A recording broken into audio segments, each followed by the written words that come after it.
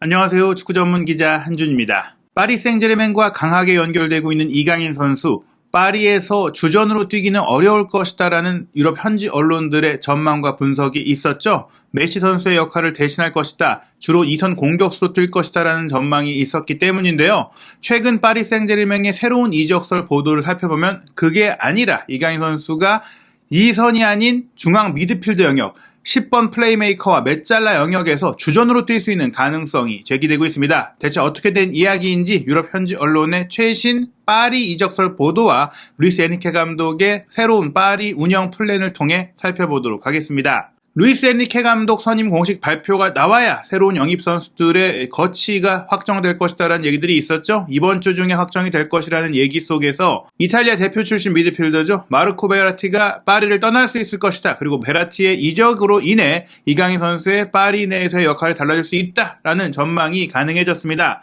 우선 마르코 베라티 선수의 계약 상황을 살펴보면 2026년 여름까지 아직도 3년이나 계약이 남아있고요. 이 선수가 1992년생 11월 5일에 태어났기 때문에 생일이 안 지났습니다. 만 30세, 여전히 전성기의 나이라고 할 수 있겠는데요. 문제는 이 나이에 비해서 조금 빠르게 경기력이 하락되고 있다는 부분이에요. 특히 지난 2022-2023 시즌의 주요 경기들에서 영향력을 발휘하지 못했던 부분들, 애초에 이 선수가 후방 플레이메이커이자 이제 중앙 지역을 오르내리는 박스투박스로 뛰면서 공격의 기점 역할을 하니까 공격 포인트 자체는 많지 않은 편인데, 지난 시즌에는 공격 포인트 제로에다가 여기에 좀 결정적인 기회 창출에 있어서도 거의 큰 역할을 하지 못했어요. 컨디션도 좋지 않았고, 무엇보다 이탈리아의 유로 우승 이후에는 크게 조금 동기부여가 떨어진 모습들도 있기 때문에 올 여름에 팀을 떠날 것이다라는 전망들이 나오고 있었고, 또 최근에 파리 생제르맹이 고액 연봉에 30줄에 접어든 조금 베테랑 선수들을 정리하면서 젊고 새로운 팀으로 개편을 하려고 하고 있는 와중에 베라티가 정리 대상에 올랐다, 이런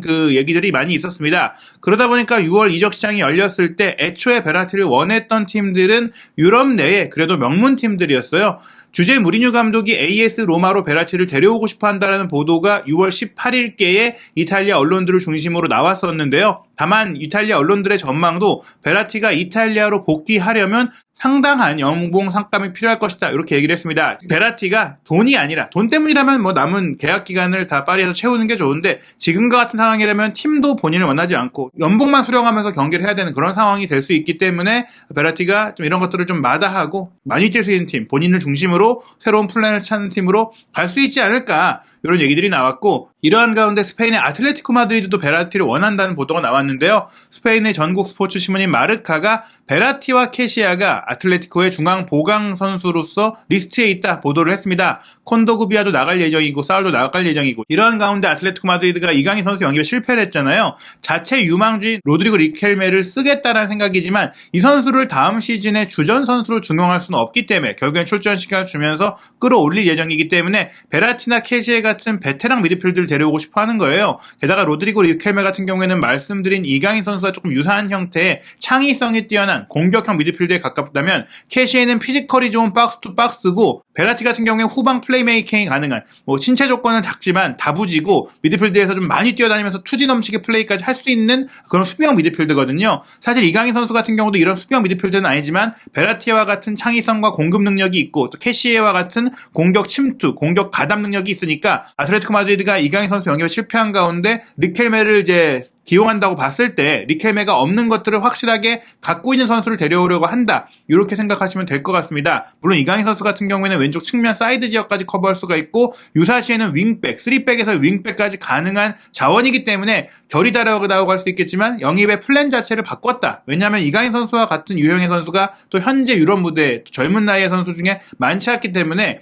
이강인 선수를 못 데려온 대신 리켈메나 베라티, 캐시에 같은 선수들로 애초에 원했던 미드필드 라인의 리빌딩 을 진행하고자 한다는 것인데요. 문제는 아틀레티코 마드리드도 그렇고 로마도 그렇고 파리가 원할 만한 이적료를 제시할 수 있는 재정 상태가 아니라는 거예요. 물론 베라티의 연봉까지도 제시할 수 있는 충분한 재정이 아닙니다. 그래서 관심 수준, 즉 베라티가 어느 정도 크게 본인의 연봉을 양보하고, 또 파리도 이 선수를 처리하고 싶어하고, 처리하면서 인건비 절감을 원하니 임대 후 이적이라든지 보너스 옵션이라든지 다양한 형태로 협상을 할 수 있는 여지들이 있기 때문에 이런 이적설들이 나왔던 것이거든요. 그런데 아시다시피 아시다시피 최근에 사우디아라비아에서 정말 폭풍 투자를 하고 있잖아요. 특히 유럽의 명문 구단에서 조금은 잉여 자원이 됐고 정리하려고 하는 선수들을 거액의 이적료와 거액의 연봉을 제시하면서 데려오는 그런 상황들이 이어지고 있는데, 리오넬 메시 영입에 실패한 알힐랄 같은 경우에는 워낙에 많은 자금들을 이미 준비해놨던 상태에서 메시를 데려오지 못했기 때문에 이 돈을 여러 선수에게 분산해서 쓰려고 하는 그런 의도를 보이고 있는 것 같습니다. 그 대상 중에 한 명으로 마르코 베라티가 떠오른 것인데요. 이탈리아 출신 기자이자 스페인 매체인 렐레보에서 활동하고 있는 마테오 모레토 기자가 이미 6월 19일에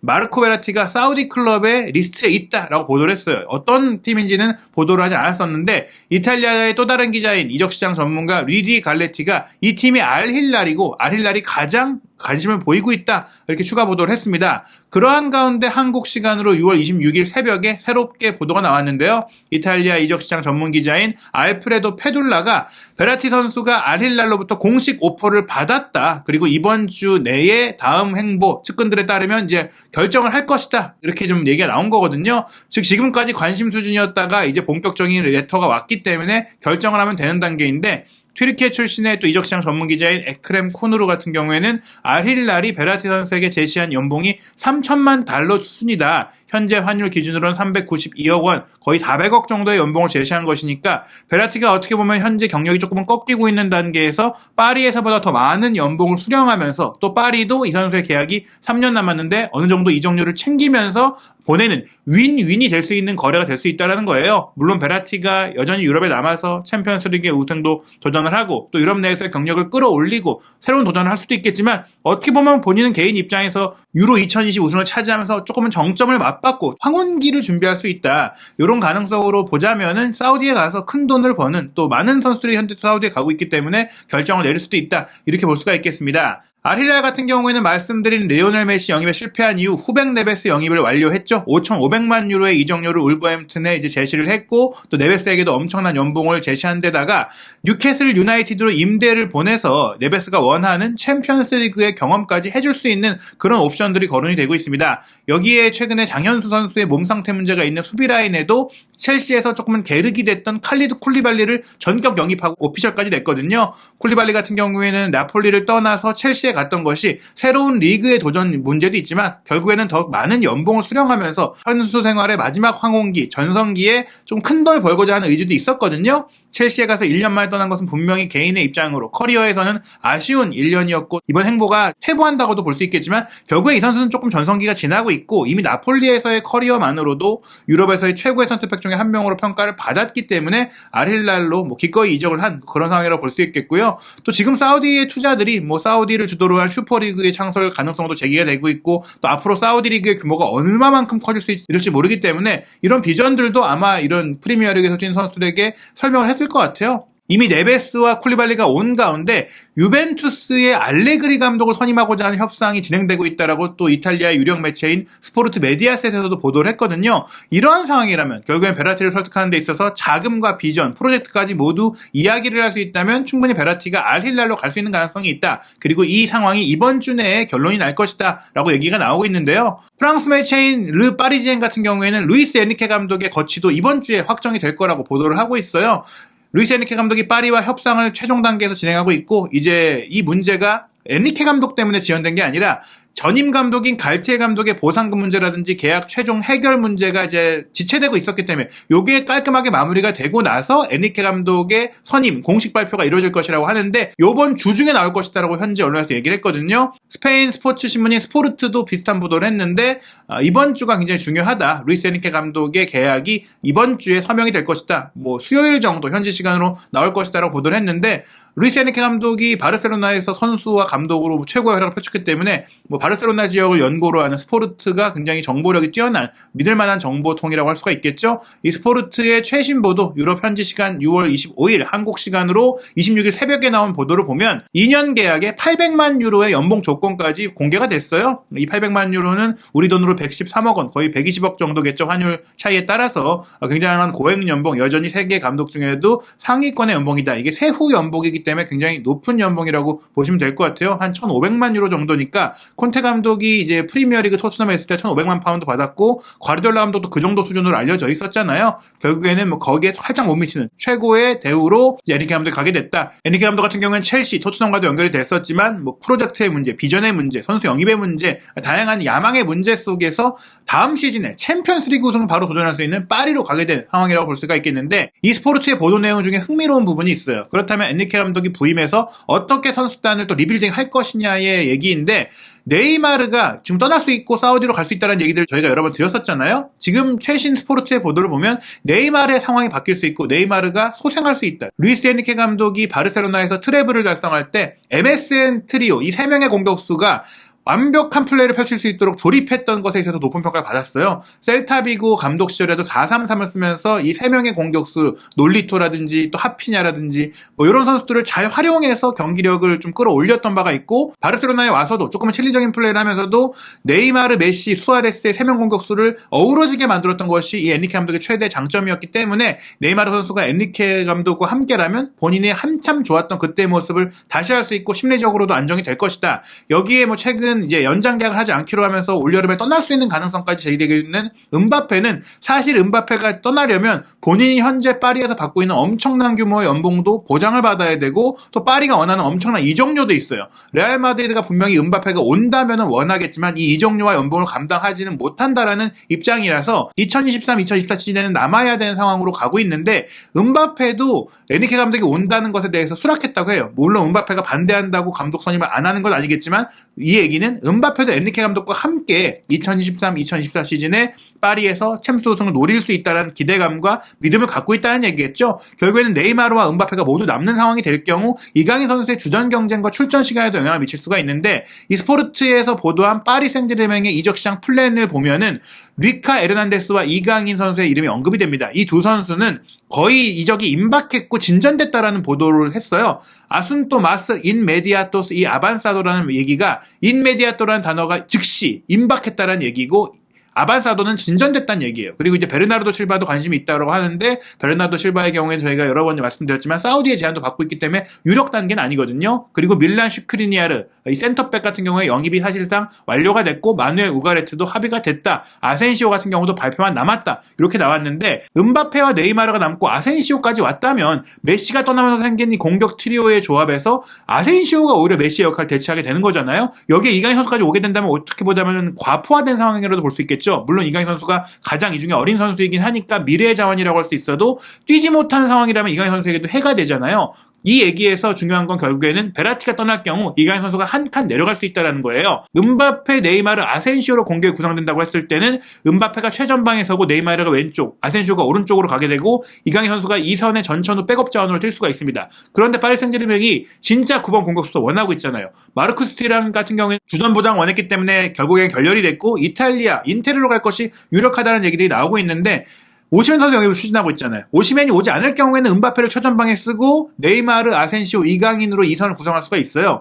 여기서 이제 오시멘이 온다면 또 오시멘을 최전방에 두고 음바페, 네이마르, 아센시오를 이제 2선에 두면서 이제 오히려 아센시오가 이제 백업 자원으로 활용되는 그런 상황이 되겠죠. 그럴 경우 이강인 선수는 백업에 백업이 되니까 더 뛸 수가 없는 상황이 되는데 엔리케 감독이 스페인 대표팀에서도 그렇고 이제 바르셀로나에서도 그렇고 한참 잘할 때 중용했던 포메이션이 역삼각형 한미드를 쓰는 4-3-3인데 이 4-3-3에서 두 명의 메잘라 자리에 최근 스페인 대표팀에서도 어린 선수인 페드리와 가비 같은 선수들을 17세, 18세, 19세의 나이에 전격 주전으로 기용할 정도로 기회를 어린 선수들에게 많이 줬고 피지컬보다는 창의성과 공을 운반하고 다루는 능력을 선호하면서 이 선수들을 중용했단 말이죠. 현재 다음 시즌 파리의 이 스쿼드에서 이 미드필드 라인 중에 그런 역할을 할 수 있는 선수가 물론 비티냐가 있는데 비티냐와 더불어 이강인 선수가 그런 역할로 중용이 될 수 있다는 얘기입니다. 베라티가 나가게 될 경우에는 파리 생제르맹의 미드필드 구성을 보면은 이강인 선수가 온다고 했을 때 이강인, 비티냐, 솔레르, 우가르테, 파비안 루이스가 있어요. 여기 다닐루 페레이라도 있지만 다닐루 페레이라는 굉장히 투박한 수비형 미드필드이기 때문에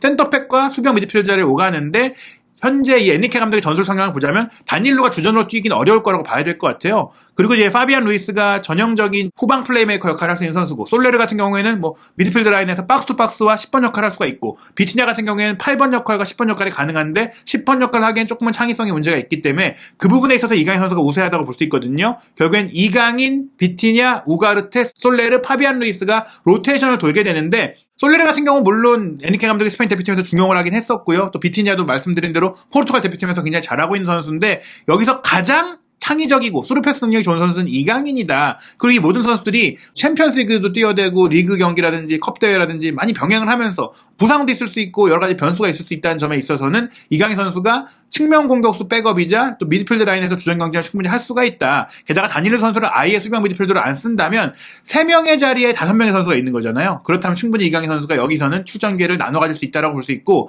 이렇게 뛸 경우에 좋은 점은 뭐냐? 측면으로 뛸 때는 본인이 크로스패스라든지 또 스루패스를 찔러 넣는 코스도 스트라이커 쪽이나 반대편 공격수에게 한정이 되는데 이 구성에서 왼쪽 메잘러로 뛰게 된다면 음바페나 네이마르가 측면에서 가운데로 치고 들어갈 때 바로 이 최고의 득점력을 갖고 있는 스타 선수들에게 패스를 줄 수 있는 위치라는 거죠. 물론 아센시오에게도 줄 수 있고 전방에 오시멘이 올 경우 이 선수에게도 줄 수 있는 그런 세 개의 공격수에게 공을 줄 수 있는 코스들이 생기게 되는데 이강인 선수의 장점을 극대화할 수 있는 위치에서 뛸 수가 있다. 베라티가 나가는 것은 결국엔 이강인 선수의 파리 생제르맹 활용폭과 루이스 에니케 감독의 전술을 조금 더 그 철학을 완성시킬 수 있는 퍼즐 조각으로 기능할 수 있게 된다. 볼 수가 있겠습니다. 물론 베라티가 처분되지 않는다면 베라티가 남는 상황이 된다면 이강인 선수가 뛸 수 있는 위치는 분명히 좌우 측면 공격수의 백업 자원으로 한정되게 되는데요. 지금 이강인 선수를 에니케 감독이 영입하겠다고 승인한 이유는 결국에는 베라티가 나가는 상황을 고려한 게 아닐까. 분명히 에니케 감독이 바르셀로나에서도 라키티치와 차비를 이제 트랩을 할 때 2명의 메잘러를 쓰면서 잘 활용했었고 이니에스타도 그렇게 활용을 했었던 것들을 이제 떠올려 본다면 이 2명의 메잘라 자리에 창의성이 뛰어난 선수를 분명히 원하는데 비티냐, 솔레르, 루이스 이 선수들만으로 운영하기는 어렵다. 우가르테가 조금 더 수비적인 커버들을 해준다면 이강인 선수는 조금 더 공격적으로 움직여줄 수 있기 때문에 이강인, 우가르테가 오는 것은 2명의 메잘라 조합으로 오는 것이다. 이렇게 전망을 해볼 수가 있겠습니다. 과연 베라티가 파리를 떠나서 사우디로 가게 될지 아니면 다른 어떤 팀으로 가게 될지 또 에니케 감독의 선임 공식 발표가 이번 주에 이루어지고 이강인 선수 오피셜도 이어서 뜨게 될지 한준TV에서 새로운 소식이 나오는 대로 정리해드리도록 하겠습니다.